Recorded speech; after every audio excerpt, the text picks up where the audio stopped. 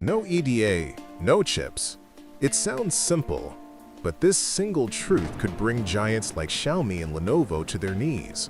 Right now, behind closed doors in Washington, the US just made a move that could cripple China's biggest tech dreams.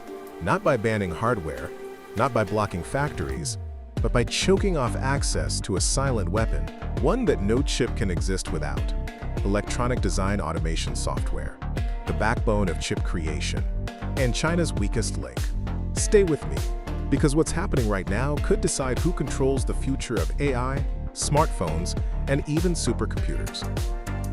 Because today, we're not just talking about another trade restriction.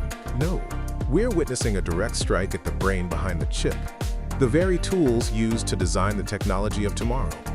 This is the story of how the US just shook the semiconductor world again, and how it might push China's biggest tech ambitions off a cliff. So, what exactly is happening? Why does something as obscure sounding as EDA software matter so much?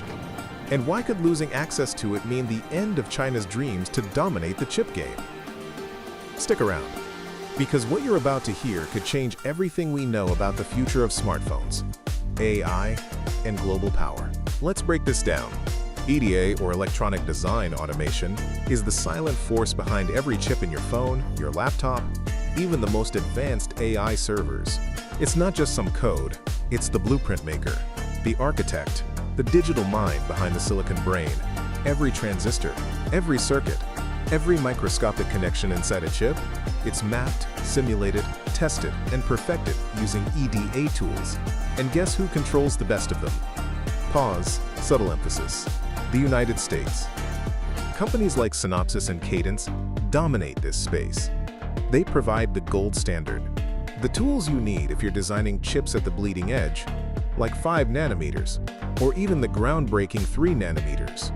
In May 2025, the US Department of Commerce made its move. They expanded export restrictions to cover these exact EDA tools, essentially slamming the door on Chinese access.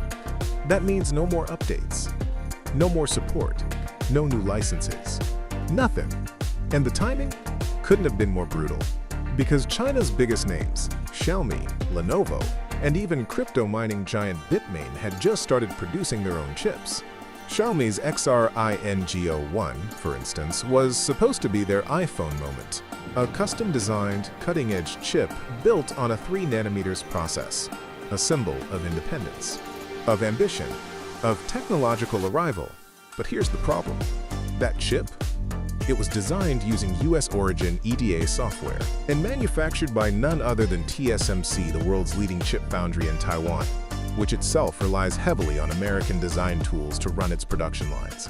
So when the ban hit, it didn't just freeze Xiaomi's progress, it put their entire chip strategy at risk. This is more than just software. It's the oxygen in the lungs of China's chip dream. Without EDA, China can't effectively design chips. And without cutting-edge chips, they can't lead in AI, in 5G, in smartphones, or in defense tech. So what now? Well, China saw this coming. They've been trying to build their own EDA ecosystem. Firms like Empyrean, Primarius, and Semitronics are racing to fill the gap. They're backed by the state, funded by billions, motivated by one goal: complete technological independence. But there's a catch.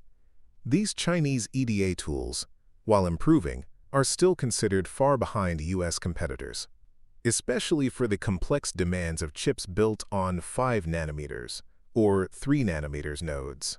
They might work for older designs, maybe 7 nanometers. But for cutting-edge, bleeding-edge chips, they're not quite ready. And so, Chinese engineers are now forced into a corner.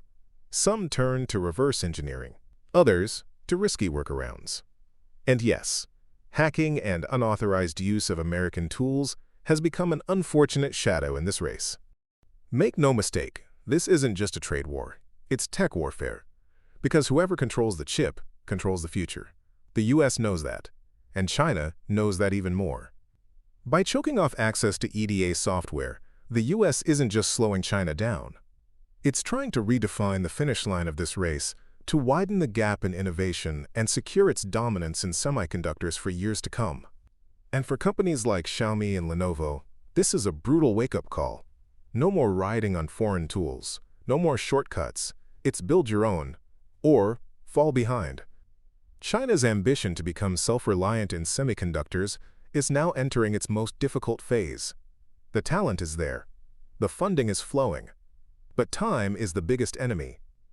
Developing world-class EDA tools isn't just about writing code. It takes years of refinement, testing, feedback, experience. And right now, the clock is ticking. Every delayed update, every chip iteration stalled, every design roadblock caused by the EDA ban is another opportunity lost. But if history teaches us anything, it's that pressure builds diamonds. And China is under tremendous pressure. So what happens next? Will China close the EDA gap and break free from American software? Or will these restrictions choke off its dreams of chip supremacy? Will companies like Xiaomi rise from the ashes with homegrown solutions? Or will they be forced to take a backseat in the race for tech leadership? One thing is certain: no EDA, no chips. And that truth may very well decide the future of the global technology order. We'll be watching, because the next move in this tech war could change everything.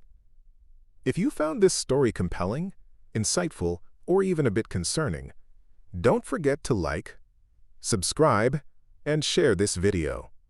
We dive deep into the tech conflicts shaping our world